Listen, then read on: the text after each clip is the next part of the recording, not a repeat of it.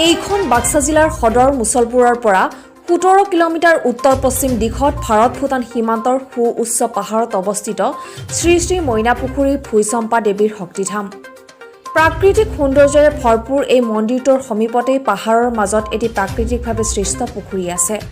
প্ৰবাদ অনুসৰি দাক্ষিণাত্যৰ পক্ষীতীৰ্থৰ দৰে ইয়াতো এহাল মইনা চৰায়ে নিতৌ স্নান কৰি পূজাৰীয়ে আগবঢ়োৱা নৈবেদ্য গ্ৰহণ কৰি শিলাস্তম্ভত জিৰণি লৈছিল। লগতে পুখুৰীটোত পৰা গছৰ পাত আদি আৱৰ্জনা ঠোঁটেৰে বুটলি পুখুৰীটো পৰিষ্কাৰ কৰি ৰাখিছিল। এই অলৌকিক পক্ষীশালৰ নামেৰে প্ৰাকৃতিকভাৱে সৃষ্ট এই পীঠখনৰ নাম স্থানীয় ভক্তসকলে মইনা পুখুৰী ভূঁইচম্পা দেৱী মন্দিৰ হিচাপে নামাকৰণ কৰে।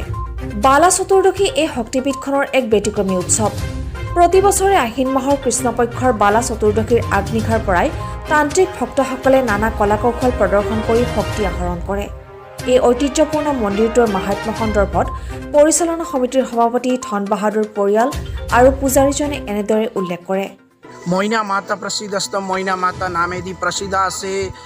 শ্বেতা পৰ্বতবাসিনী মইনা মাতা থকা পৰ্বতটো শ্বেত পাহাৰ বুলি কোৱা হয়। ভূমিচম্পেতি খ্যাতিস্তম ভূমিৰ পৰা নিজে উৎপন্ন হোৱাৰ কাৰণে ভূমিচম্পী নাম খ্যাতি হৈছে। পঞ্চকন্যাৰ মস্তুতে আগৰ দিনত 100 বছৰ আগতে এতে বুঢ়া সকলে আটা খুৰাসকলে আহি ওজাপালি নানা ধৰণৰ পূজন সামগ্ৰী আনি পূজা কৰি অৰ্চনা কৰি এনেকুৱা কৰি পঞ্চদেৱীকো এতে মনোৱা আছিল। ইটোৱে মইনা পুখুৰীৰ বিগম বহুত ইতিহাস আছে। আপোনালোকে আহি আমাৰ মইনা পুখুৰীত আহি এনেদৰে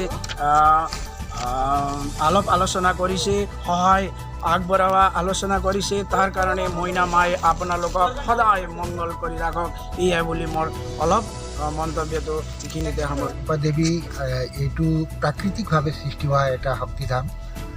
ইয়াত প্ৰায় ইয়াত মানুহৰ বসতি আৰম্ভ হোৱাৰ পিছত প্ৰায় 150 বছৰমান আগৰ পৰাই ইয়াত মানুহ অহা যোৱা কৰি পূজা অৰ্চনা কৰা জনপ্ৰবাদৰ পৰা আমি জানিব পাৰিছিলোঁ।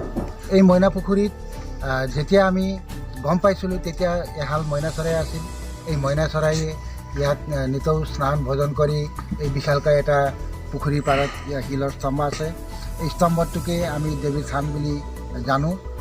তাত মানে তেওঁলোকে জিৰণি লৈছিল। তাত এটা দেৱীৰ বাসন ৰূপে ৰঙা বাঘেও বিচৰণ লোৱা জনপ্ৰবাদৰ পৰা আমি জানিব পাৰিছোঁ। নিউজ ডেস্ক ৰিপৰ্ট বাৰ্তা এ টু জেড।